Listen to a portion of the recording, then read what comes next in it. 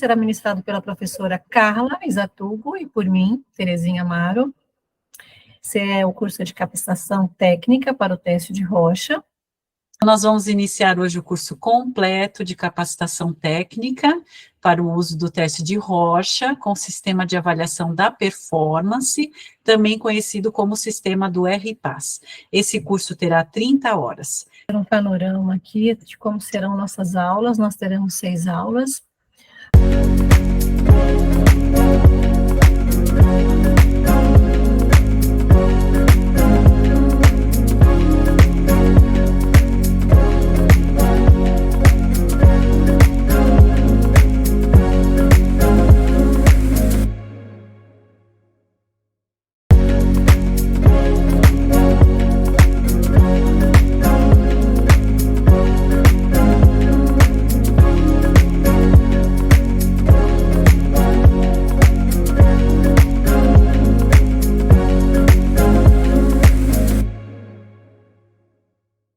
Gente, Terezinha, para mim você é uma referência, né, aqui no Rocha Treinamento. Que bom. Então, é uma honra. Uma honra de ter. Obrigada, muito obrigada. Bom estar aqui também, que legal, as pessoas entrando para assistir, fico feliz, que bom. Vamos fazer essa live, né, ao vivo, mas lembrando que ela fica gravada, então as pessoas que não conseguirem assistir agora, elas têm a oportunidade de assistir.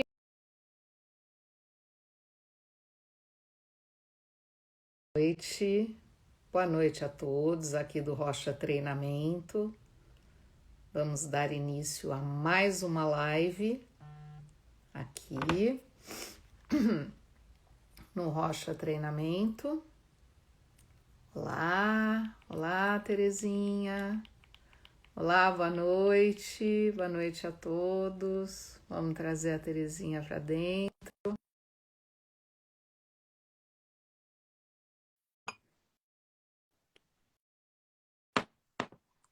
Oi, Nayane, Doraci, boa noite. Olá, Terezinha. Olá, tudo bem? Olá, tudo bem? Deixa eu me acertar aqui, peraí. Me acertar aqui. Prazer aqui. Muito obrigada pelo convite. Ai, que bom que você está aqui com a gente, Terezinha. Para mim você é uma referência, né, aqui no Rocha Treinamento. Que bom. Então, é uma honra. Uma honra de ter. Obrigada, muito obrigada. Bom estar aqui também, que legal, as pessoas entrando para assistir, fico feliz, que bom. Vamos fazer essa live, né, ao vivo, mas lembrando que ela fica gravada, então as pessoas que não conseguirem assistir agora, elas têm a oportunidade de assistir tanto no seu Instagram quanto no do Rocha Treinamento, né? Então, a gente vai ter aí um público que vai assistir, que vai poder compartilhar de toda a sua sabedoria sobre o Rocha, que é muito profunda, né? E de muito tempo. Então, Sim. aqui tem a Doraci falando que chegou o livro de vocês. Que né? bacana. E a Nayane está lembrando aqui que também fica compartilhado depois no canal do YouTube. Então, assim, temos uma grande possibilidade de visualização. Tá bom? Ótimo, muito bom. Fico feliz. Terezinha, eu vou te apresentar, então, aqui para o público, tá bom? E aí a gente já começa a nossa conversa, ok? Ok. Então, é com muita honra e satisfação que nós do Rocha Treinamento recebemos hoje para essa conversa a Terezinha de Carvalho Amaro. Ela é psicóloga com pós-doutorado pela Universidade Federal de São Paulo, FAPESP 2009. Tem pós-doutorado pela Universidade Católica de São Paulo, pela PUC de São Paulo, em 2017. É doutora em Ciências pela Universidade Federal de São Paulo, 2005. Professora universitária e psicoterapeuta. Trabalha nas seguintes áreas de especialização: psicologia clínica, psicanálise, psicoterapia, psicologia hospitalar, psico-oncologia, psicopatologia, psicodiagnóstico, pesquisa em saúde mental e avaliação da personalidade, com ênfase no método de Rocha, sistema compreensivo e sistema de avaliação por performance, RPAS. É membro da Comissão de Ética do CRP de São Paulo. É pesquisadora no grupo de pesquisa LabSan, Laboratório de Saúde Mental Multimétodos, da Universidade de São Paulo. É editora-chefe da revista Atas de Ciências da Saúde, ACIS. Bem-vinda, Terezinha. Vamos hoje falar sobre Hermann Rocha. Sim. Vamos falar, né? Então, olha só, né? Então eu vou dar um panorama assim, né, inicial. Eu estudei muito sobre o teste de Rocha, pesquisas, né, nacionais, internacionais. Viajei, né, levando essas pesquisas para alguns países, né, aqui no Brasil e fora do Brasil também. E hoje ainda estudo sobre o método de Rocha, né? Ainda tem um grupo de estudos sobre o Rocha, que é do Laboratório de Multimétodos lá da USP, que eu faço parte, com alguns rochachistas lá, né? Que é pela coordenação do Andrés Antunes. E sou docente do curso de capacitação, junto a Carla Izatubo, do Rocha Treinamento. Então, assim, tenho aí esse panorama, né, digamos assim, porque eu acredito que é uma forma da gente estar sempre, a gente tem que estar sempre alimentando o saber, né? Então, com certeza, sempre alimentando. Então, não tem como. O tempo não para, né, Carla? Claro. O tempo não para. Não para mais ou menos assim. E para nós que somos assim da área da ciência, né, pesquisa, tudo, então a gente está o tempo todo estudando, se atualizando, né? Sim. Bem profundo mesmo. E Terezinha, conta pra gente, então, a sua inspiração. O que te inspirou, né, para procurar, para ir estudar a prova de Rocha? Então, na verdade, são as disponibilidades que a gente tem na vida, né, que a gente se põe de alguma forma. Eu terminei a minha graduação, comecei a trabalhar como psicóloga e senti a necessidade de entrar numa pós-graduação. E encontrei pessoas muito especiais. Eu acho que isso também fez um diferencial, né? Mas eu soube, de alguma forma, me colocar disponível a aprender, a estar, né, entendendo um pouco mais isso e me encantando com o teste, né? Gostando de trabalhar com esse teste, de entender melhor enfim, as avaliações que eram feitas com o teste, e fui me envolvendo nesse trabalho de pesquisas, inicialmente com pesquisas sobre o teste, né? E foi assim, muito gratificante todo esse trabalho. Então, o que acontecia, né? Nós tínhamos um grupo muito forte de profissionais, pesquisadores, cientistas, e eu acabei fazendo parte disso, participando disso pela Universidade Federal, né, de São Paulo.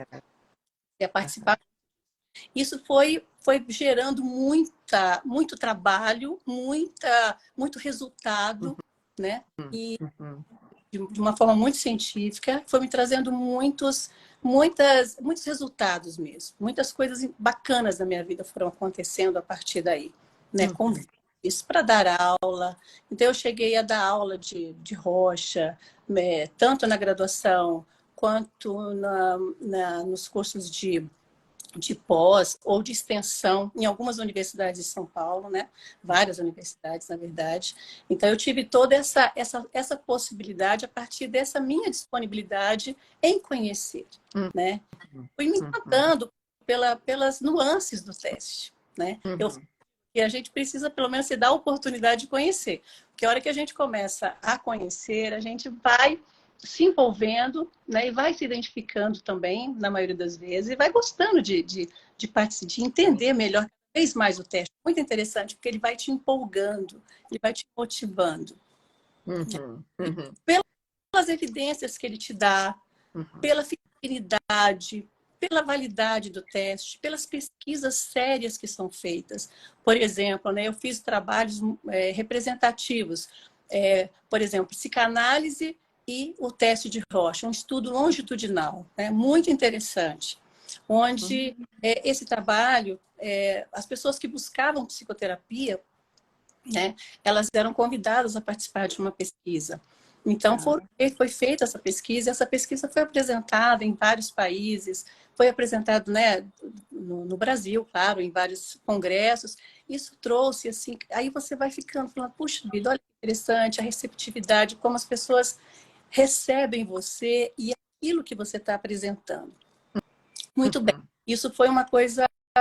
E a partir daí, né, meus estudos em faculdades começaram realmente a ficar cada vez maiores, e estudos, grupos de estudos, não só as minhas pesquisas, mas as pesquisas com colegas, participar da pesquisa de outros colegas, junto com outros colegas, onde a gente também levava todo esse conhecimento. Sempre trabalhei com clínica, né, também, não só com pesquisa, então eu também utilizava esse material nos meus trabalhos, na minha prática clínica, né? Então, a gente...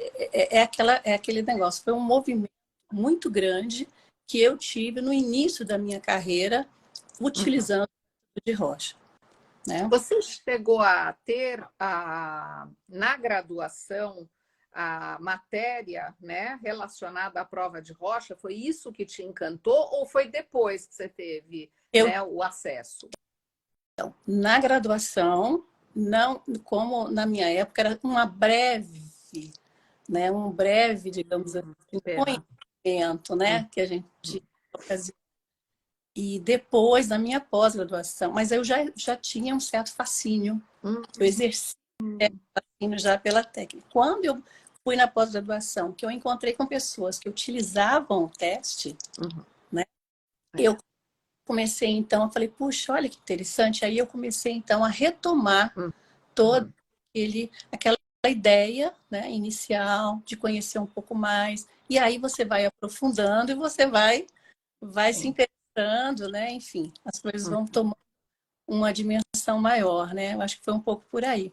As universidades hoje, na grade, a maioria das universidades públicas, elas não têm o teste na grade. Tiveram, há um tempo atrás, são poucas as universidades que ainda conservam isso. De uma maneira geral, o aluno, depois que se forma, se ele tiver interesse, ele busca, né, a formação, ele busca essa formação, e os cursos têm sido oferecidos, né? O Rocha Treinamento, por exemplo, ele oferece um curso de capacitação, mas realmente é assim, nós não temos mais na grade da maioria das faculdades privadas de São Paulo, né? Ou acho que até do Brasil, salvo algumas exceções.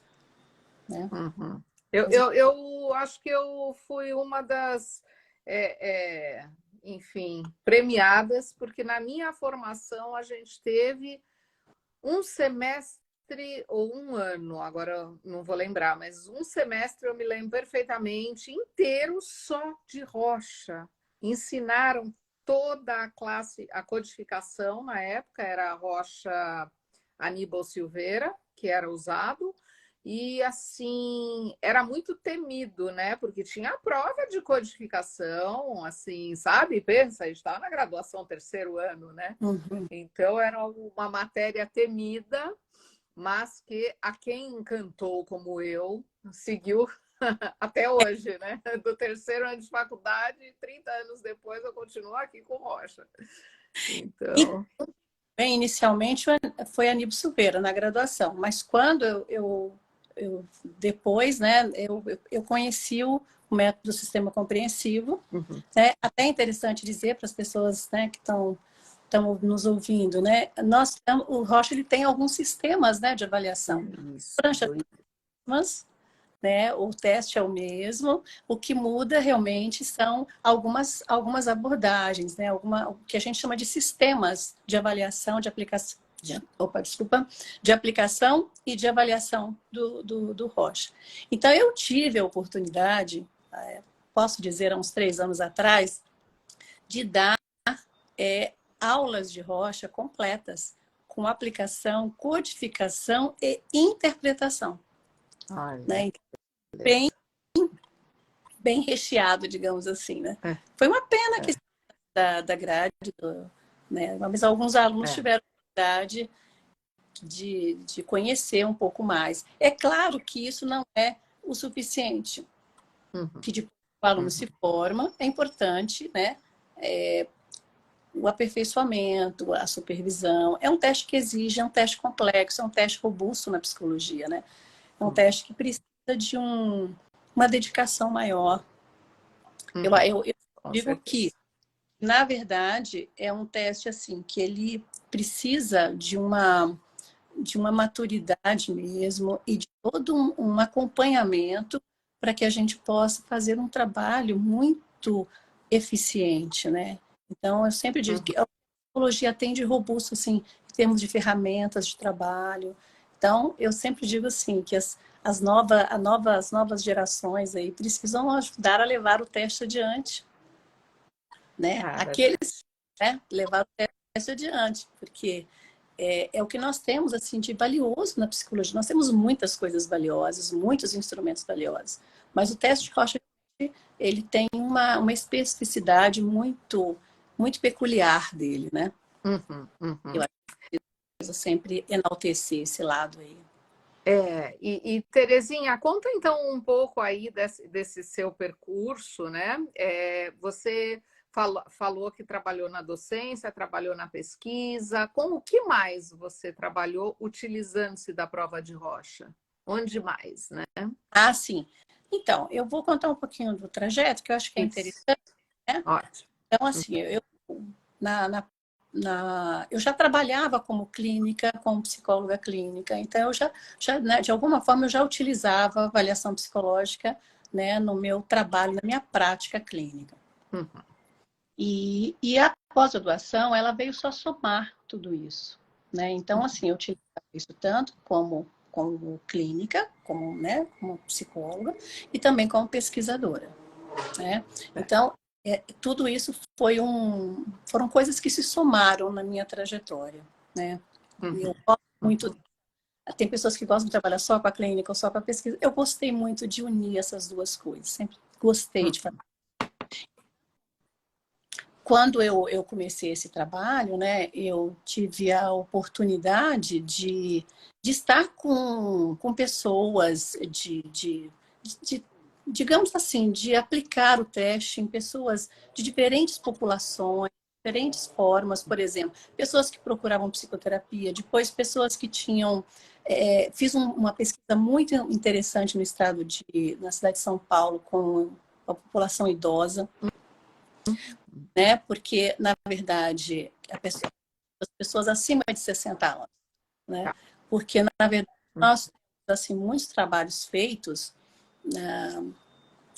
com teste de Rorschach, mas no sistema RPAS, que foi o último sistema que surgiu, né, mais aperfeiçoado, digamos assim, não mais aperfeiçoado, mas eu digo assim, mais novo, com novas possibilidades, né, e que é aprovado com muitas pesquisas, enfim, e não havia, né, uma pesquisa específica com a população idosa. Existiam nos outros sistemas, alguns trabalhos, algumas situações, mas no sistema RIPAS não existia. Então, eu resolvi fazer um trabalho com...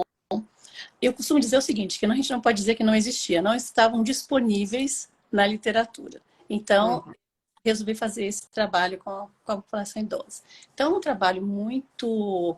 Que trouxe assim, muitas contribuições, né, para a comunidade científica, onde nós percebemos, foi possível perceber que o idoso hoje ele tem recursos, né, ele consegue, de alguma forma, lidar bem com as angústias, com as ansiedades, pelo menos é esse grupo trabalhado. Né? Ele tem um comportamento muito parecido com o adulto da atualidade. Então, assim, foram coisas que foram observadas, que nos ajudam a entender melhor essas pessoas, né? Porque a longevidade está aí e a gente precisa estar sempre muito atento. Então, esse trabalho foi muito interessante, foi um trabalho inovador, na verdade, né? Bacana. Depois, eu tive... N grande,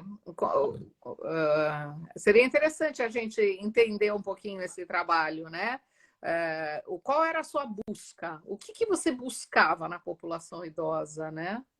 Eu queria entender as características um pouco mais dessas pessoas, como é que elas lidavam com as situações do dia a dia delas, né?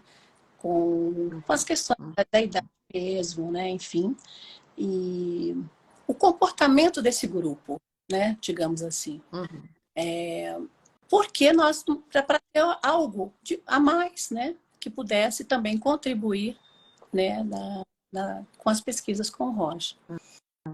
E aí eu tive uma equipe que trabalhou junto comigo. Nós trabalhamos tanto com homens como com mulheres, né? Tivemos uma amostra sempre um pouquinho mais de mulheres, mas uma idade média de 73 anos, por exemplo, a idade média dessas pessoas. E eu pude perceber, claro, por um lado, você observa algumas perdas cognitivas, sim, alguma dificuldade nesse sentido, né? Das questões mais cognitivas, um pouco mais essa questão da complexidade, de juntar situações, fatos, fazer correlações. Algumas situações nesse sentido foram observadas. Mas o que chamou muita atenção foi que eles tinham recursos muito fortes, apresentavam muitos recursos para lidar com as situações do dia a dia, né? Mas, em comparação aos adultos dos dados normativos que nós tínhamos no RPAS. Então, quase como uma sabedoria, vamos dizer. Quase dizer, que eu acho que até, né, algo a se pensar, né? Quase que como uma sabedoria a mais, né? Eu acho que é interessante ser destacado.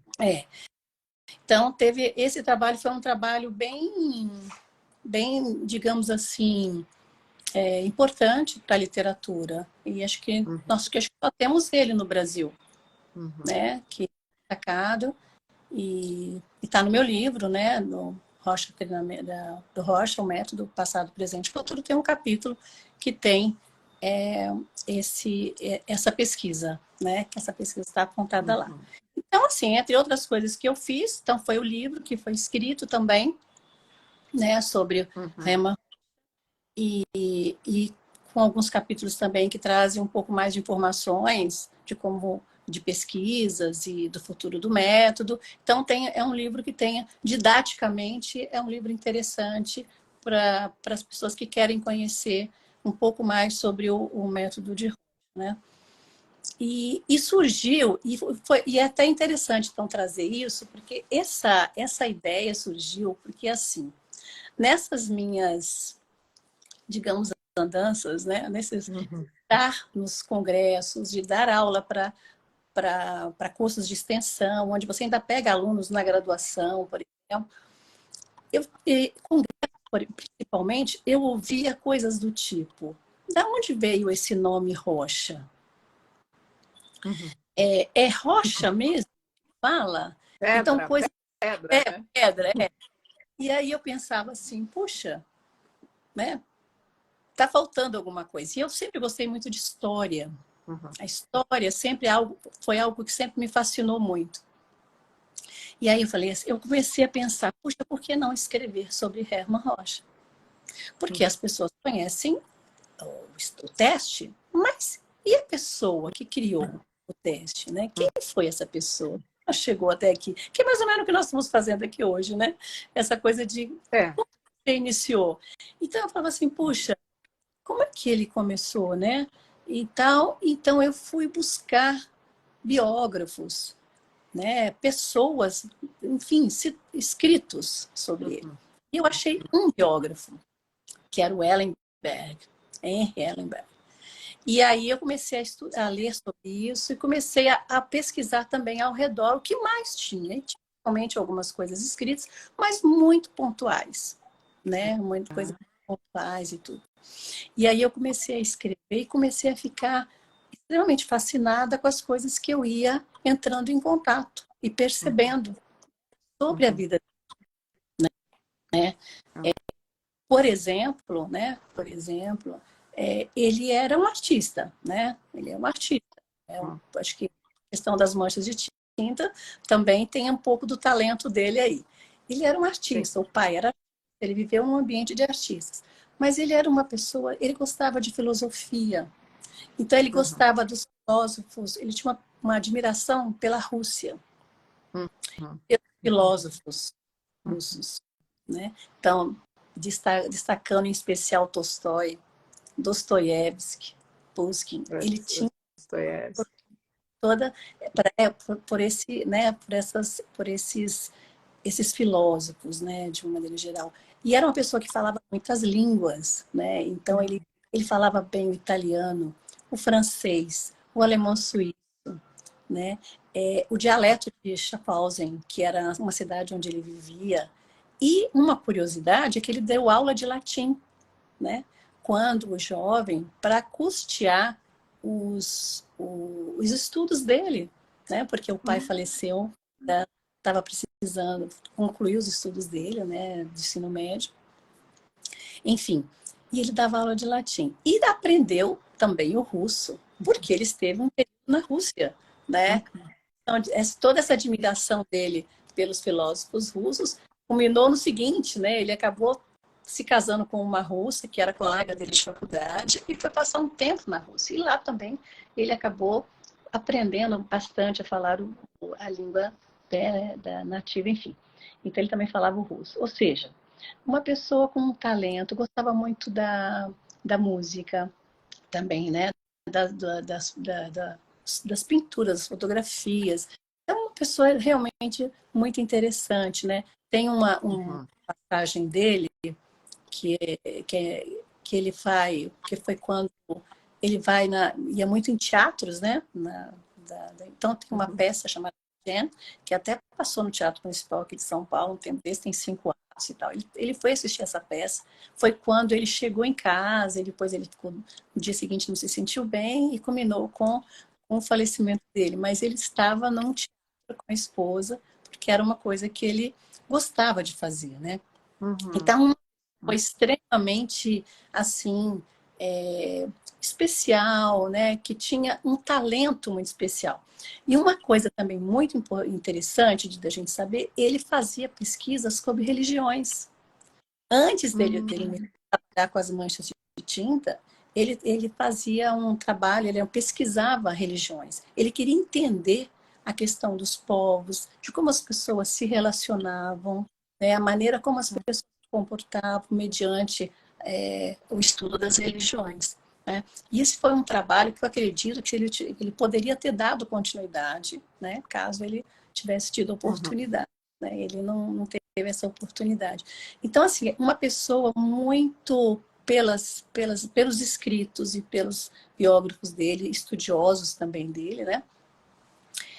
Uma pessoa que com muito interesse pela natureza humana, né?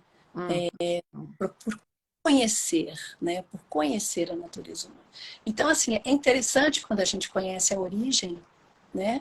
Dessas histórias, porque a gente começa a entender como que ele chegou até aí, né? E eu acho que é isso. Então, talvez isso também me encantou muito, tem me encantado bastante quando eu lembro, quando eu penso, por que eu fui? Eu acho que já havia, né? De alguma forma, um fascínio por tudo isso também, né? E eu fui buscar um pouco mais de informações. Eu já tinha algumas, mas eu fui buscar um pouco mais. Então, assim, toda essa vida, né, dele especial, né, fez uma diferença muito, muito grande assim, para que ele pudesse fazer esse teste tão extraordinário, né, que nós hoje faz 100 anos e nós estamos aí ainda mais de 100, né? Agora já faz mais de 100, né? Porque foi em 2022. Então, que a gente ainda está nesse processo de elevar cada vez mais, e está tendo um movimento cada vez maior da gente levar esse teste adiante, né? Eu estou aqui encantada porque ele me parece, assim, por tudo que você está trazendo, bastante erudito, né? Uma pessoa sensível, né? Muito sensível, né? E precisa de tudo isso para pensar, né, em fazer, construir essa prova do jeito que ela foi feita e com o objetivo, né, de traçar um perfil de personalidade, né? Sim, sim. Foi interessante. Uma das coisas, uma coisa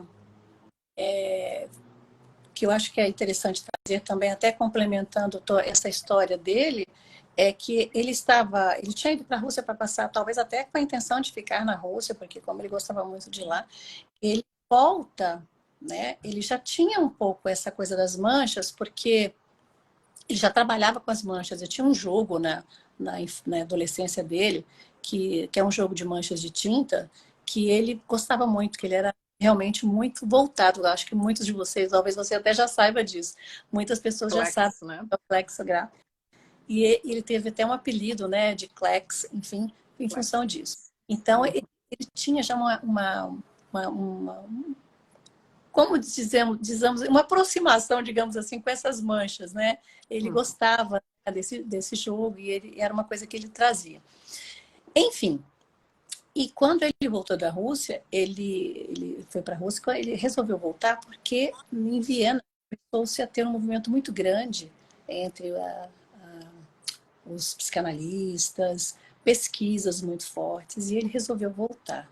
E aí, quando ele volta, ele resolve, então, fazer o doutorado dele, ele procura Bloiler, né, como orientador. Então, ele vai fazendo todo esse caminho, e aí ele começa a ver que alguns trabalhos com manchas de tintas começam a mostrar.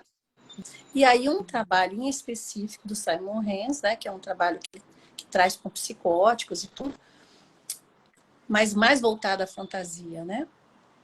E entendendo um pouco a fantasia e tal.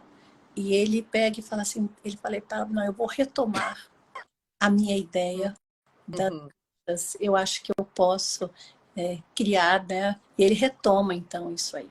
E aí é que ele começa esse trabalho dele pioneiro, né?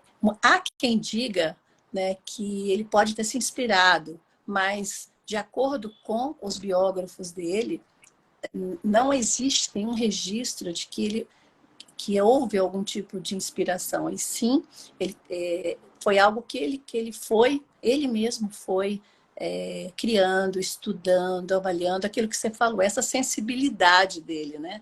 Essa sensibilidade dele de fazer um estudo baseado na percepção, né? Que era foi a ideia dele, mais voltada à percepção das coisas, como as pessoas assimilavam, né? E diante das sensações que tinham diante dos cartões com manchas de tinta. Então, assim, um trabalho bacana.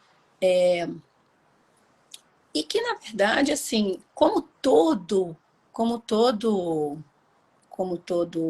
pesquisador e que inicia um projeto, assim, houve muitas críticas, houve algumas situações que deixaram, com certeza, que houve desapontamentos, né, de alguma forma, da parte do Hermann Rocha. Mas, ao final, né, ele conseguiu publicar o livro dele, o diagnóstico. Então, eu acho que isso também é uma coisa bacana, quer dizer, ele foi persistente, né? Ele traz toda essa questão. E daí eu acho que muito do que foi levado pelos discípulos dele, depois isso foi mundo afora, né? As pessoas foram tomando conhecimento disso, né? Mas é um pouco assim a ideia.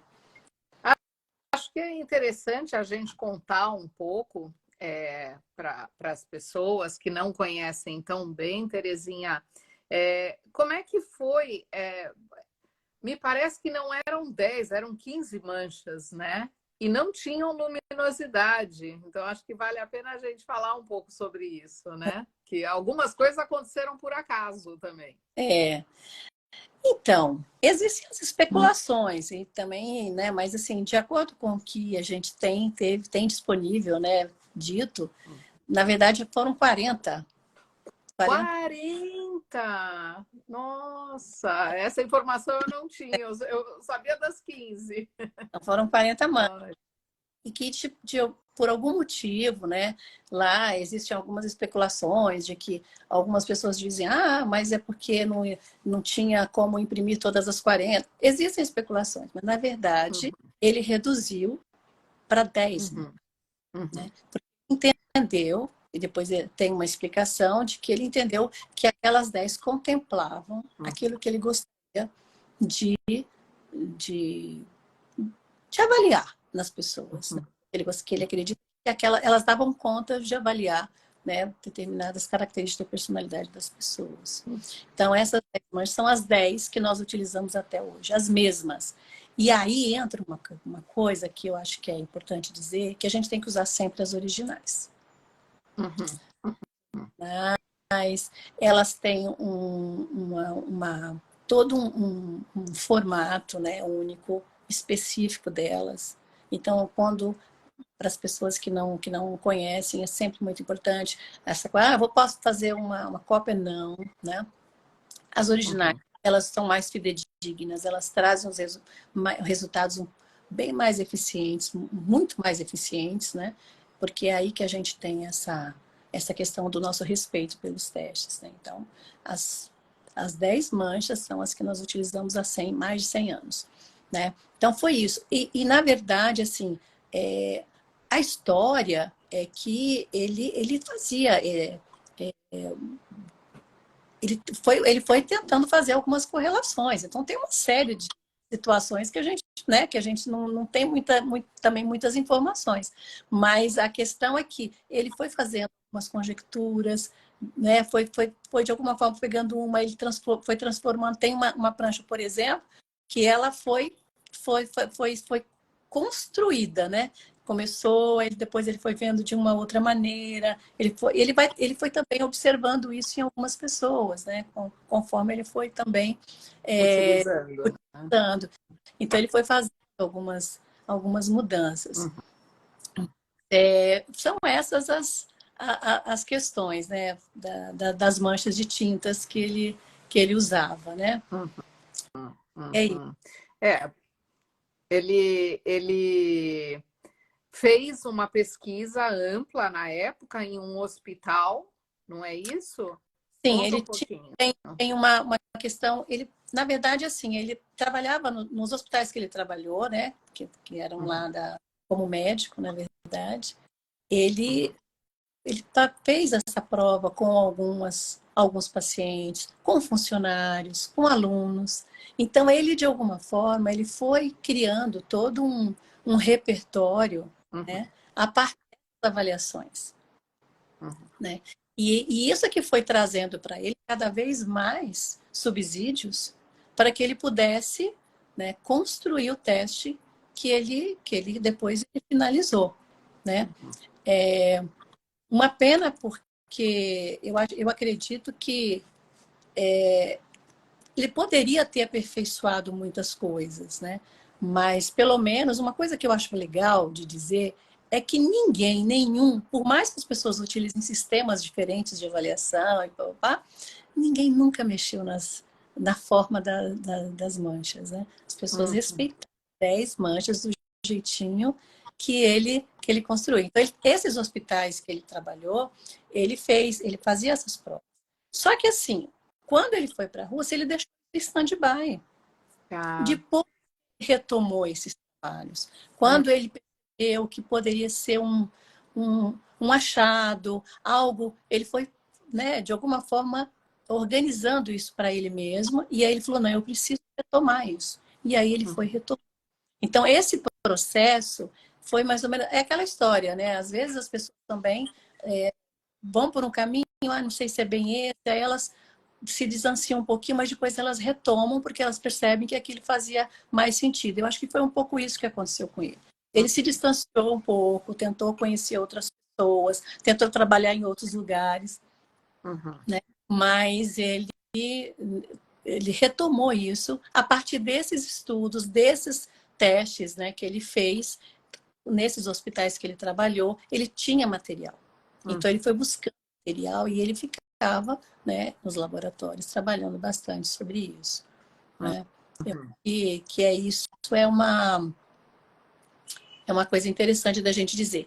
E eu costumo dizer assim, ele iniciou, né, Carla? Então, a partir daí, os sistemas foram construídos e muitas coisas foram pensadas a partir do teste, né? Aí eu fico pensando, tem uma entrevista do Freud de 1926, que o jornalista pergunta para ele sobre a psicanálise, ele fala, não, eu só iniciei. Eu descobri alguns monumentos, alguns templos lá, né? Escavei ali na mente, ali trouxe, né? Digamos assim, mas outros podem descobrir continentes. Então, é isso, né? Eu acho que ele trouxe um pouco ele iniciou, ele trouxe realmente a ideia da importância, né, do teste, ele trouxe a base, a essência, né?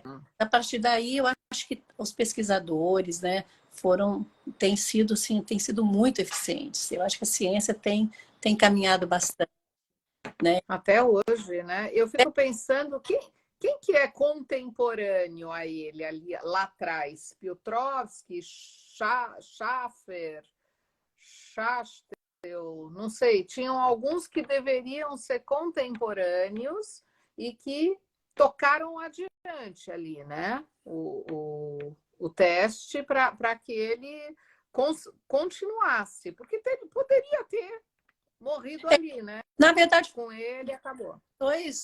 Dois amigos dele que eram colegas de trabalho, que era o Morgenthaler e Emil, né?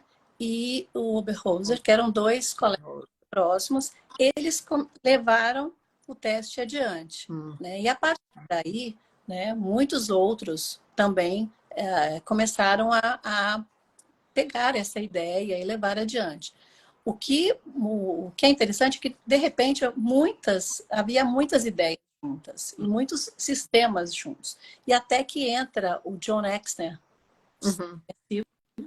que ele pega 5 sistemas, né, sistemas conhecidos já, e que estavam... Sistemas, para quem está ouvindo, né, são formas de avaliação do Rocha, com alguma compreensão do autor, né, que de alguma forma adiante, construiu e tal, essa ideia. Então, o que o Exner fez? Ele reuniu aquilo que a partir de estudos, meta-análises, enfim, pesquisas, ele construiu um sistema chamado Sistema Compreensivo de Exner, que era a partir de 5 sistemas já existentes. Tinham vários sistemas, né, que estavam seguidos. Um deles, Piotrowski também fazia parte desse grupo. E aí ele faz essa junção, né? E com isso, muitos trabalhos na Europa, a Europa gosta muito do sistema compreensivo, né? A Europa trabalha muito com o sistema compreensivo. Inclusive, ele está sendo revisto, né? Readaptado, uma nova versão que foi proposta, atualizada, vai sair agora no final deste ano, provavelmente, até o final deste ano, a gente acredita que sim, que alguns colegas... Em português já? Que está sendo traduzido, né? Tá. Então, assim, eu acredito que isso vai trazer muitos benefícios, vai trazer coisas bem interessantes. E nós temos o sistema RPAS. Então, que é o que está mais sendo utilizado no momento em função dele estar um pouco mais vigente em termos de validade e tal. Mas os outros sistemas, também tem alguns outros sistemas, se a gente entrar no sistema de avaliação de testes psicológicos, que é o SATEPS, né? Tem lá a relação de todos os que a gente pode utilizar. Então, acho que é interessante. Aliás, falando disso, falando um pouco sobre isso, uma coisa importante é as questões éticas de utilização Eu acho importante dizer isso. Toda vez que a gente vai utilizar um teste psicológico, e no caso o teste de Rocha, é muito importante a gente entrar no site do Conselho Regional, do Conselho Federal de Psicologia, e a gente ver quais os testes estão validados para serem utilizados. Eles precisam estar validados de acordo, né? Para a gente... Aí ele dá ao profissional mais segurança de trabalho, né? Traz toda uma questão assim de responsabilidade mesmo, né? E uma coisa interessante é que nós temos os documentos, né, que são feitos a partir das avaliações com Rocha. Então, os documentos que são feitos a partir das avaliações com Rocha seria o laudo psicológico, porque o laudo psicológico ele é proveniente de uma avaliação psicológica.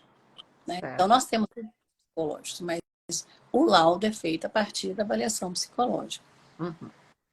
E o teste de Rocha, ele se enquadra nisso. Então, é muito importante que o profissional esteja atento às resoluções. Nós temos uma última resolução, que é a 6, que é uma resolução importantíssima, que lá tem todos os passos que devem ser seguidos, né, para que você possa seguir todos os critérios, né, o profissional precisa seguir para que ele não tenha problemas, né, de ordem ética mesmo, para poder apresentar esses trabalhos.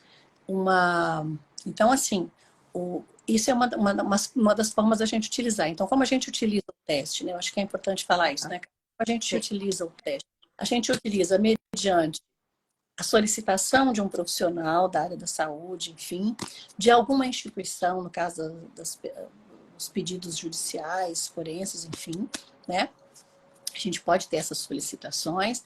E eu, particularmente, eu costumo dizer o seguinte, que é muito importante a gente ter a solicitação formal, porque é um teste muito sério. E nós temos que sempre o benefício que a pessoa terá, ou que a sociedade terá, mediante essa avaliação. Né? Então, eu estou sempre muito atento. Aí eu entra a ética com a bioética, né? Onde eu tenho que estar atenta aos critérios bioéticos, né? Também da responsabilidade, do benefício que vai ser dado. Eu tenho que ser justa, eu tenho que fazer tudo muito de acordo com o que preconiza, né? Ali todos os preceitos. Toda a prática, ela é um ato ético. Então, a prática a gente tem que estar sempre muito atento. Então, às vezes as pessoas falam, eu posso fazer uma avaliação com Rocha, tal, tal. Vamos entender melhor por que essa pessoa quer fazer isso.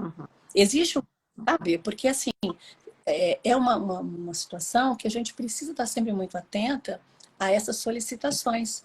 Né? Entender que existe uma modalidade chamada avaliação terapêutica, que na verdade, é uma forma de você utilizar o teste Rocha e outras no sentido de caminhar junto com a pessoa, mas num sentido mais terapêutico. Né? E se fazer simplesmente por fazer o teste é muita responsabilidade. E aí, o que a pessoa vai fazer com aquilo que ela está com aquilo na mão? Sim. Então, assim, sempre ficar muito atento a essas questões. Eu acho que nós temos um dever nosso como profissionais da saúde, né? Temos que ter toda essa postura ética, no sentido de entender, né, como utilizar esses instrumentos. Né? Então, o Conselho Regional de Psicologia ele está sempre muito atento, o Conselho Federal, Regional, né? Muito atento às maneiras de utilização, né? De testes, de avaliação psicológica. A avaliação psicológica é um processo, ela envolve uma seriedade muito grande, tem que ter toda uma história clínica, tem que ter todo um trabalho que você tem que ir fazendo de condução, né, daquilo que você observa naquela pessoa que está sendo avaliada e com muito respeito. Né? Claro. E a hora que você vai descrever aquilo, você tem que estar sempre muito, de alguma forma, atento, né, a tudo que você pode dizer e como você vai dizer. Né? Eu acho um ponto muito importante que você está trazendo, Terezinha, e principalmente as questões que aparecem como, vamos falar do sistema compreensivo, os índices, né? Então tem ali o índice SCZI, que é chamado esquizofrenia, tem o índice DEP, tem o índice SCOM, que tem a ver com a constelação do suicídio, enfim. Conta um pouquinho para nós como é que isso é trabalhado quando aparecem índices positivos. Então, quando aparecem índices positivos, a maneira como você fala na forma de escrever, né? Isso. A gente vai dos sintomas das características que a gente observou, né? Que a gente observou a partir das avaliações desses índices. Né? E a gente nunca vai fechar o diagnóstico, mas a gente sempre vê das características que a pessoa apresentou a partir desses índices. Então, a maneira como a gente vai escrever isso, ela tem que ser uma maneira muito responsável, porque isso pode ser lido também pelo seu cliente, né? Paciente, pela pessoa que te procurou. Então, pela pessoa solicitante, pela pessoa que está sendo avaliada. Então, a gente fala das características que se aproximam, né, daquilo que esse índice, como você mesmo disse, ele pode trazer como uma possível, um possível problema, né, um possível transtorno de personalidade, enfim, estado de depressão, por exemplo, estado não, uma possível depressão mesmo, né? É sempre hipótese diagnóstica, né? Porque quem fecha é médico, né, Terezinha? A gente pode trazer a ideia, Tá. né? A gente As características, como você falou, né? Todas enumeradas. De alguma forma, você já está trazendo aquilo, né? Junto com, de alguma maneira, né? Principalmente para o técnico que lê, né? Uma pessoa que conhece, ela consegue já traduzir aquilo que você está tentando informar, que você está informando, né? Então, assim, características, então, sei lá, relativas, né? Características compatíveis, né? Com isso. Então, assim, são coisas que a gente pode trazer numa escrita, né? Mas uma coisa que é legal a gente dizer é que sempre a supervisão, para as pessoas que ainda às vezes têm uma dúvida, fazer uma supervisão, procurar alguém que já trabalha para poder dizer, para poder ler junto com você essa avaliação, faz uma diferença. Traz assim um conforto mesmo, assim, no sentido de que você está no caminho, que você, né? Porque é muito isso. Às vezes a gente pega situações muito delicadas que a gente precisa, às vezes, de um olhar também junto. Então, muitas vezes isso também é importante. Quando há essa fragilidade aí no sentido, nossa, será que eu estou no caminho certo? Casos que eu digo mais delicados, né? Por isso que eu falo que as avaliações precisam ser muito bem pensadas. Porque a gente vai pegar, às vezes, situações e como é que você vai entregar uma avaliação assim? Né? Essas avaliações precisam ser trabalhadas, conversadas, com devolutivas. Precisa ser devolutiva muito bem feita. Precisa ser conversado com a pessoa que está acompanhando essa pessoa. Para que ela, né? Porque a gente tem que pensar sempre no benefício. Claro. Né? É o princípio da beneficência, né? da bioética. Qual é o benefício? Né? Então, assim, é para dar uma continuidade ao tratamento daquela pessoa, para que ela, de alguma forma, as pessoas entendam melhor o que está acontecendo com ela. Né? Então, é um pouco isso. Enfim, eu acho que tem todas essas... isso eu estou trazendo porque eu acho que quando a gente fala dos testes e de avaliação, a gente tem que estar sempre atento que não é simplesmente fazer uma avaliação. Né? Nós temos uma série de questões, né, que permeiam tudo isso. Né? As pesquisas também são também muito delicadas nesse sentido. Né? Você precisa pedir o consentimento dessas pessoas.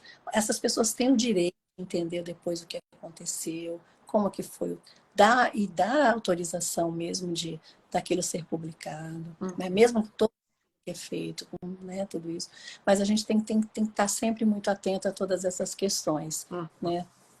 As éticas, enfim, tudo isso. Então, eu acho que não se esquecer nunca dessas questões éticas que envolvem o método de Rocha e a avaliação como um todo, né? E você me fez uma pergunta no início, assim, o que me encantou? Eu acho que me encantou muito essa coisa também de ficar atenta a essas coisas. Eu gosto dessa coisa de ter um parâmetro, de caminhar de uma maneira segura. Então, os testes, eles têm essa... eles pedem isso na psicologia. É a nossa ferramenta de trabalho que tem que ser muito bem respeitada. As pessoas falam, nossa, mas as redes sociais estão aí, as pessoas estão dando... digamos assim, a possibilidade de entrar em contato com os testes, de saber como eles funcionam. Olha, é diferente. A gente sabe que as coisas estão nas redes sociais, mas um bom profissional, aquele que está atento a todas essas questões que eu falei, que permeiam ou que envolvem, né? E o seu saber, o seu estudar, você entende nas entrelinhas aquilo que não é dito na internet. Que é, Exato. né? Como você trabalha, né? É o seu evento, É. né? E também, né, Terezinha, o teste de Rocha, ele é tão preciso e tão cortante que a pessoa, ela transpira. Não adianta, ela pode querer dissuadir, ela pode querer manipular, ela pode querer o que ela quiser usando as redes sociais. Não adianta, porque ela transpira aquilo que ela é e aparece nas manchas de tinta, por mais que elas falem só aqui é um sapo, ali é um... Qualquer coisa vai aparecer a personalidade daquela pessoa, né? E tem o comportamento, né, também não verbal. A coisa que permeia, né? A gente tem que estar sempre atento aos aspectos que a gente chama de ideográficos, né, que são os aspectos peculiares, né? Quem é essa pessoa? De onde ela vem? O que ela faz, né?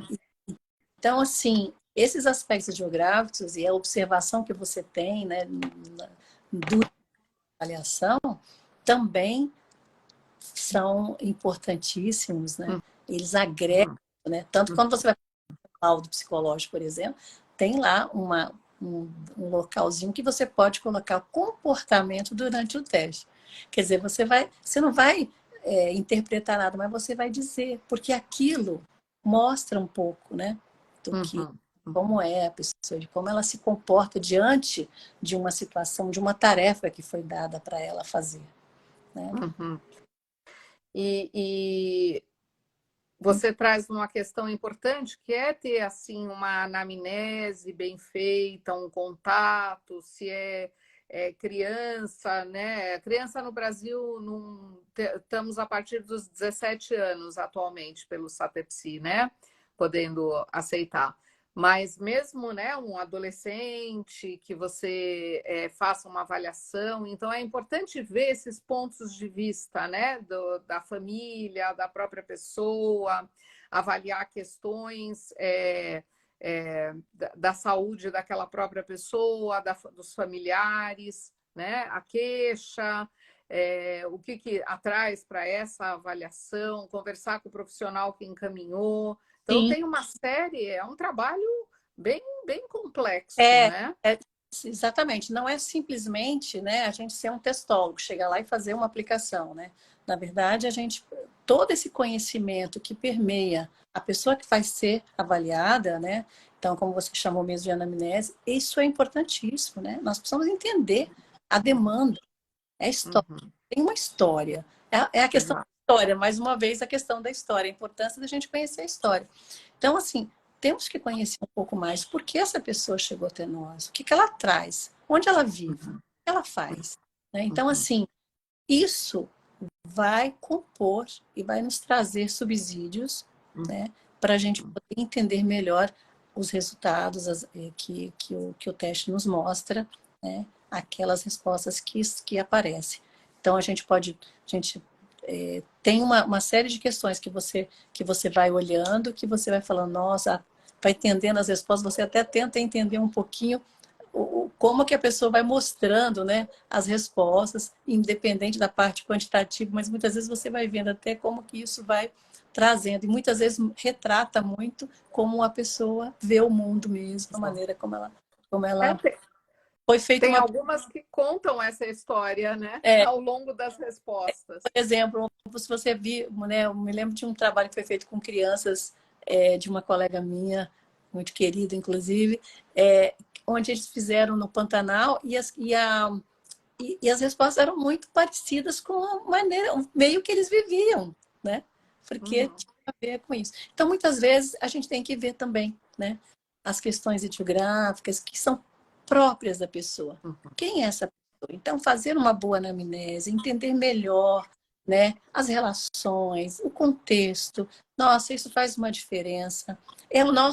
É aquilo que nos traz, né, a nossa experiência clínica, né? Falo que a nossa experiência clínica é soberana. A gente depois organiza para os objetivos que a gente quer, organizacional, jurídico, sei lá, seja o que for, escolar, mas a nossa base clínica, a base que nós temos como profissionais, ela é sólida. Então, fazer uma boa anamnese, tentar entender bem, né, o motivo pelo qual aquela pessoa está sendo avaliada, faz toda uma diferença, com certeza. Uhum. É uma leitura da pessoa, né? Eu fico fazendo um paralelo, né, uma analogia com o Hermann Rocha, que queria, acho que exatamente isso, por meio das manchas de tinta, né? Fazer uma leitura, né, bem sensível, como eu coloquei essa palavra, mas sempre Rocha, para mim, é sensibilidade dessa personalidade, dessa pessoa, né, dessa estrutura. Lembrando que, apesar dessa estrutura estar vivendo no mundo e sofrendo aí as intervenções que o mundo traz, é uma estrutura, né, de uma pessoa. É uma linha mestra, né, dessa pessoa. É uma linha mestra. É isso mesmo. Terezinha, muito obrigada. Que delícia poder fazer essa live com você, compartilhar desse momento, trazer essas questões. Você gostaria de trazer aí para finalizar alguma última palavra? Olha, para aqueles que não conhecem o teste Rocha, procure conhecer.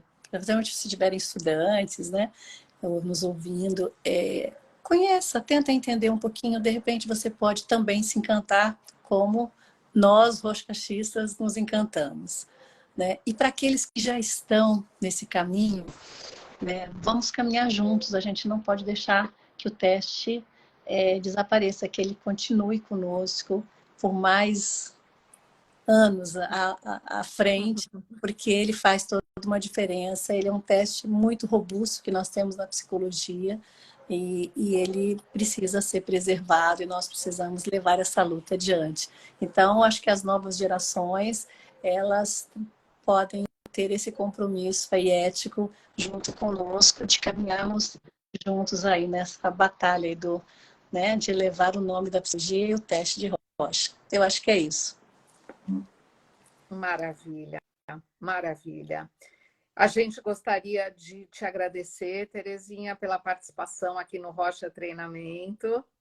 E a gente gostaria de agradecer a todos pela presença e falar para que as pessoas sigam aqui a nossa página do Rocha Treinamento, porque sempre são oferecidos cursos, são postados conteúdos que, para quem tem o interesse, certamente vai querer seguir e vai querer aprofundar, né, todo esse interesse. Então, eu também quero agradecer muito a oportunidade de estar aqui, de falar um pouquinho da minha história e agradecer a todas as pessoas que estiveram aqui presentes. Muito bom, fico muito feliz, né, com a participação aí de todos.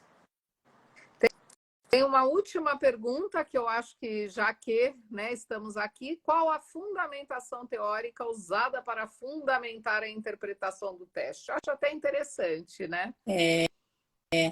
A fundamentação teórica, vamos ver com o que ela está perguntando. Está perguntando em termos de abordagem, talvez? Imagino que seja isso, né? Psicanálise. Né? Então, veja bem, existe pelo RPAS hoje, nós vemos o teste, assim, ele é independente da abordagem, da fundamentação. Independente. Então, você pode analisar o teste, depois você pode fazer uma interpretação de acordo com a sua, da maneira como você quer. Você pode até fazer a sua interpretação, mas o teste, ele tem a interpretação por ele mesmo. Então, a gente vê que ele é teórico, né? Tanto o sistema compreensivo como o sistema RPAS. Mas nós temos alguns sistemas que utilizam muito, por exemplo, a psicanálise como uma abordagem, né, que permeia, que fundamenta. Então, nós temos aí algumas, vale dar uma olhadinha e ver qual que as pessoas se identificam mais. Eu acho que é um pouco por aí também. Tá certo. Então, um beijo, Terezinha, muito obrigada. Um beijo a todos, boa noite. E sigam-nos aqui no Rocha Treinamento. Um beijo, boa noite. Boa noite.